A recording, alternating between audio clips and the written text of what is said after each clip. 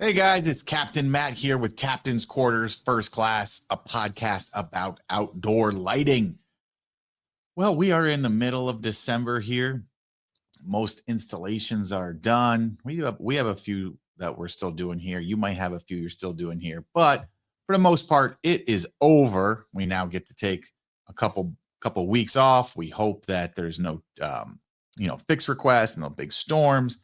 We're all just kind of waiting for our time to enjoy the time with our families and kind of celebrate, look back, and enjoy some of the fruits of our labor. And then we get into takedown season, and it happens fast. So after a few weeks, we should all start takedowns, meaning we get to take down everything that we just put up. And not having a game plan for that is a horrible idea. I mean, you can ask people in the industry, you can ask around and get 27 different ideas of how to do takedowns. There's not really there are wrong ways, but having a plan of action and a method, a process of how you do takedowns, as long as you have that, you are golden. There's no wrong way in that regards. But when you don't have a process, you don't have a plan, or your guys, if you have multiple crews and one guy's doing takedowns one way and another guy's taken down a different way, it's going to create hell and chaos and lose you a bunch of money during 2026 or whatever next year's installation season is. So it's super vital that you have a plan, you have a process. And that's why I always encourage people before they get started in Christmas to do their own house, to do a friend's house. Next day, take it all down, wait a week, and then go put it all back up. Because you have to put up for takedown and you have to take down for put up, right? You always have to keep those things in mind. Otherwise, your future self is going to be pissed at your past self, or your future employees are going to complain about how takedowns were done from the previous years. And it will add hours and hours and hours a week, which means multiple man hours, right? Hours for each crew a week. Times that by however many guys you have on a crew, 3, 4 guys on a crew. All of a sudden, you are just bleeding money from not preparing and not doing takedowns correctly. Now, currently, we use CompanyCam. CompanyCam is a great tool to use. You can store pictures in there. We use it. We store everything in there. We have our checklists in there for installations. We have our checklist for takedowns, right? So on that takedown checklist, there's everything that we need, right? We need to take pictures of the takedown. We do a video walkthrough of what was done, where the lead cords are, where the plugs are, where the timers are, what kind of timers they have. All of that, they're following a checklist. They take it all down. We label it, right? We have our roof lines. We always know. We use colored zip ties. Those zip ties represent a certain run on our maps.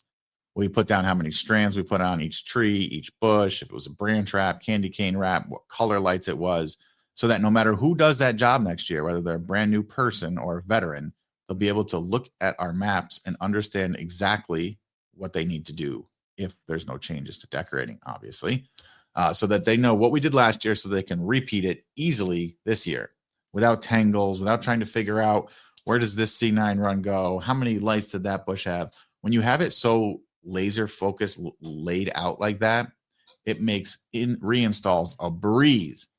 So if you say that new installs are easier than reinstalls, it's because you have a broken process. You're not doing it well enough.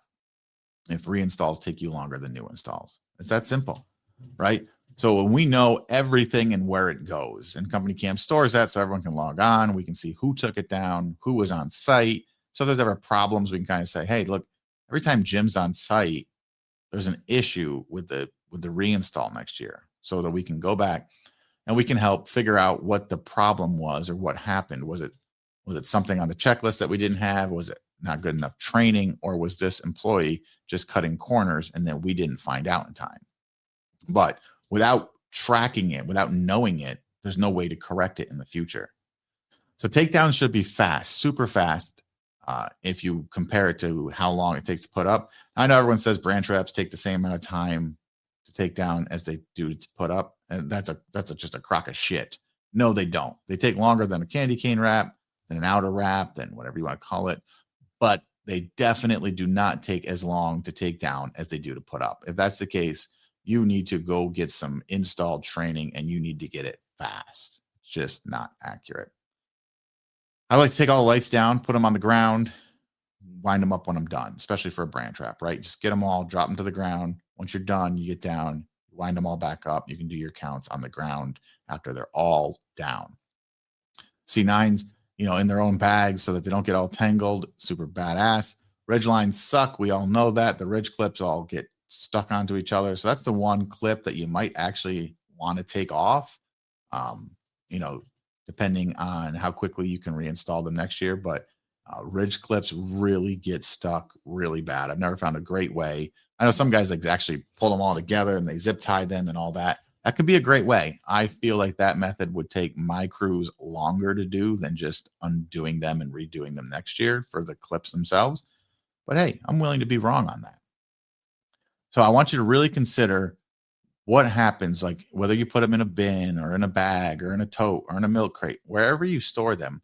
If this is your first year, second year, third year, or if you just had problems with reinstalls this year, no matter what year you're on, what does it look like when you take it down, right? Is it going to be an obvious tangled mess, or you kind of can really lay out how it's going to look? And if you've been doing the same amount of time, when you put lights in, you'll know, hey, man, when we try to pull them out, it's going to get all tangled. That's why I know we use bags, and the trick to bags is not to try to pull out one thing at a time. The trick to a bag is opening it up, turning it upside down, picking straight up. Boom, nothing gets tangled that way. Now, of course, some of the C9s get tangled, but they're not super tangled, where in terms of if you just pull a little bit of weight, they'll come undone. It's usually just the clips kind of holding on to the zip wire rather than actual tangles in the wire itself. And so that for me has been the best way to do it. And there's just no tangles that way. But when you try to pull it out, you find out like little tails of mini lights kind of drop down. They get stuck in a C9, which then gets stuck on another mini light, which then gets stuck on a clip. And it becomes a nightmare, and it becomes a nightmare fast. I've done it where I do, when I have big trees that I do C9 wraps on, I'll store them in separate little bags inside of the bigger bag. So this is tree 1, this is tree 2, this is tree 3, 4, 5, 6, 7, etc. That way, I'm not trying to pull out strands and figure out what goes where on bigger properties. It's just like, okay, we have 7 large trees, a roof line, and we also have branch wraps and spritzers and all of this jazz. What is the best way for next year to make this go faster? Each tree being in its own bag inside of another bag is the fastest. I can take that bag out, drop it in front of that tree, tell the guys, this is for that tree, go. This is for that tree, go. This is for that tree, go. Right? On smaller jobs, you don't really need to worry so much about it because pretty easy, right? Okay, we got a roof line, we got a couple of trees and bushes that when you get 5 strands, that gets 6, that gets 7. Super easy. No real reason to separate it and make more work for yourself on something like that. Because when it's a smaller job and you try to break it all down like that into separate bags, it actually takes longer, so it's not as efficient. On the larger jobs or where there's more of an opportunity to get tangled, it is more efficient to spend a little bit of extra time, a little bit of extra money to separate it all out. So I want to encourage you too, is I know not everyone's in the Northeast and not everyone deals with snow and ice. We do here. And I think if you operate under that same level of urgency, you'll do yourself a favor, right? These lights that we all put up are 90 days. That's what they are intended for. That is their intended use. That's what they're warranted for. That's what the National Electric Code allows, right? Day 91 is technically considered a permanent installation when you're using line voltage Christmas lights, and you are using line voltage Christmas lights if you plug them into an outlet. That means they're 120. So you need to get them down. For me, right, it was always obvious because January, February is when we can get crazy snow, crazy cold temperatures, and crazy ice. So we're always, that usually comes at the end of January, beginning of February. Sometimes it comes earlier in January, but we're always fighting that. So the rush to urgency is to get down all the takedowns that we can before that ice comes. Because once that ice comes, we're fucked. We're going to have to come back in March or April when the ice melts. Otherwise, it's just going to risk the property or risk the product taking it down, right? The gutters, the roof, all that just frozen into it. Or even lead cord just frozen into the ground, right? So we still have to come back. If you have to come back on a takedown, we all know how painful that is. No one loves takedowns because takedowns, we've already collected all of our money and we're just losing money. The longer something takes, the more money we lose, the less money we make. So it's important to get them done as fast as possible, but also be, I'm going to say gentle, right? Now, I don't mean super gentle, but I've seen guys take it down where they're literally breaking C9 sockets. C9 lights are the tops are popping off. Like they're just pulling everything way too hard. Or I see where they pull them out, literally the socket, and you still see the copper strands. Like takedown should be fast, but you have to be careful with them. You don't want to, if the client thinks there's an earthquake happening and they look out and like, what the hell are you doing? That's too hard, right? Take your time a little bit more than that. You can still go super fast and not cause yourself a bunch of fixes on reinstall from all the sockets and lights and all those things that you've broken during takedown by just being too hard on them. Again, super fast. I mean, you're talking about jobs that would take you 4 hours to install are probably going to take you 20 minutes to 30 minutes to take down. Like it is fast. The hardest part of takedowns for me is the room in the trucks and the room in the trailers, because we can fill them up with not a full day of work, right? Because it's that much faster. I encourage everyone to get yours done as soon as possible. Our commercial clients, we start taking down January 2nd. The vast majority of residential, it's Little Christmas, right? As soon as Little Christmas is over, January 7th, January 6th, we start takedowns. We don't give it an option. It's not like, oh yeah, you want to be taken down this week. Nope. We have too many clients for that. So it's literally just, we do it in areas and we just go, we take them down. Whoa, whoa, right. We're just taking down, I mean, probably 20 to 30 takedowns a day, right? It's that fast. We can't really give options. And anyone who wants them up longer, we have to charge them extra because we're ready to put everything away for the season. And if you want yours up longer, but we're in your area today, it's just going to cost us money. I tell all this to the clients beforehand, right? It's not a surprise. The expectation is set that takedowns happen geographically and not by request. And so that's how we do it. And I would encourage you to do the same thing.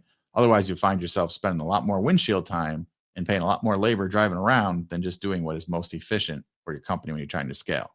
Now, the difference is if you're doing commercial work, those are usually scheduled. There's usually real dates. So that kind of breaks that. But you can put in residentials with your commercial clients that have specific dates.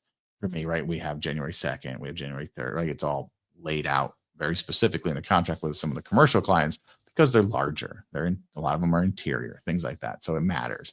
But for residential, it doesn't. And I would encourage you to not let it matter and just get everyone done geographically and get them done as fast as possible. You should have no takedowns left by the third week of January. Everyone watching this, I can pretty much confidently say that. Even when we were doing a million, we were still down by the end of January, maybe the first week of February if we hit some snowy patches. But quick, you want them off. And the reason you want this done so quick is you don't want that looming over your head. You want everything down off the houses into your storage so you can actually run your numbers to see where you're at so that you can say, okay, this was my plan for 2026 or this was my plan for this year. Now that I've got all this takedown money, because you don't know how much payroll is going to cost you. You don't know all these little things that you might have to do during takedown, fuel, all that, right? So get him down as fast as possible so that you can then review your numbers to say, okay, takedown cost me another 60,000. Perfect. I was budgeting 70. I made out, or, oh shoot, I thought takedown was going to be 10,000. It was actually 60,000. I have to change all my plans going forward. That hurts my war chest. That hurts my advertising. But that's why it's so important to get it all down so that you know exactly what you're working with for the Christmas money for the rest of the year so that you can plan and start talking to new commercial clients, new residential clients now in January and February and March. Start planting seeds and start getting budget negotiations and into their budgets, their planned budgets for the year, so that when Christmas rolls around, you're not trying to run around and do a big commercial job on short notice, which we all do, but it sucks because you don't get to deliver the same value or the same items that you would have, the same design, the same oversized decor that you would have done had you been talking to them in the first quarter and the second quarter, and then closing them for sure in the third quarter. All right, give yourself time. I love to close them in the first quarter, get that budget going, because then I give them a better price, they get a better price, everyone's happy, and then we actually get the things that we know we want, right? Because some of that cool oversized decor come October is out of the window unless you have it in inventory. So often right now, like when clients call me in November and December, like they are right now, it's like, hey, I'm going to send you some pictures of what we have in inventory right now. We're not going to be able to get any new oversized decor in on time. So these are your choices, right? So it really limits it. I had one client that wanted to do everything red and gold. Yeah, red and gold, everything. And it just wasn't an option because of the time frame, right? It was too late in the season. Now we were able to do a lot of red and gold, but the other things that they were looking for just weren't able to be done because of the time frame. So I have a meeting with them in January to discuss next year's decorating. Some of the commercial clients that told me no this year, I have appointments with them in January to talk about next year's decorating, so we can get everything ironed out, get it on the books, get it in their budget, so that we can just go give them what they're looking for and everybody be happy. All right. So takedowns, again, come up with a process, test it out, think about it. After your first day, review it. Ask your guys, hey, is there anything not clear? Is there anything you think I'm missing on this takedown? Is there anything, is there anything that I have on here that you think isn't needed? Because it can be really easy to make that checklist so massive that it actually just becomes a waste of time. So be willing to review it with your guys every day for that first week to make sure you have what you think you have. It works. Because something that I have found, some things that I make here sitting at a desk, and then I go out and try to do that checklist in the field, it does not translate into easy, right? It's like, wow, if I do the checklist I just created for my guys to do, they're going to be here forever. They're going to end up not doing the checklist at all because it's too complicated or it's asking too much. So I also encourage you, if you make a checklist, to you yourself, go out in the field and do that checklist while you're doing the task that you're going to be having your guys do, and find out, can you do it? Because that's a really, really awesome way to find out if your checklist is good or if it's bad. If you go do a takedown and you just follow the checklist and do nothing else, does anything get left? Like, oh, shoot, we didn't have takedown wreath, so now a wreath got left. Or we didn't say takedown garland, now garland got left. Those are just examples, right? Oh, do we take down the hooks? Do we leave the hooks? Do we leave the wires? Do we leave the plugs? Do we leave the timers? All of that. So it's one of those ways that you can really get down in the nitty gritty really quickly to find out if your process is going to work. And remember, when you come up with a process, be willing to optimize, be willing to make changes to make it better. All right, this has been Captain's Quarters First Class, a podcast about outdoor lighting. I am Captain Matt. You can check out CaptainMattOutdoors.com. I am a mentor for outdoor lighting guys, for Christmas guys, for soffit lighting guys, for landscape lighting guys, for guys who do all three, for guys who do two of the three, or for guys who just do one. I can help you with your Christmas game. So I don't care if you're doing 100,000 or 500,000. I can help you with that. My mentorship is a personal mentorship. It is not group calls. It is not just watching videos. It is real life on the phone, video chatting, all that jazz with me directly. Someone who's been in the trenches since 2009 and someone who is still out there doing it and making it work. All right, guys, Captain's Quarters First Class. I'll talk to you guys later.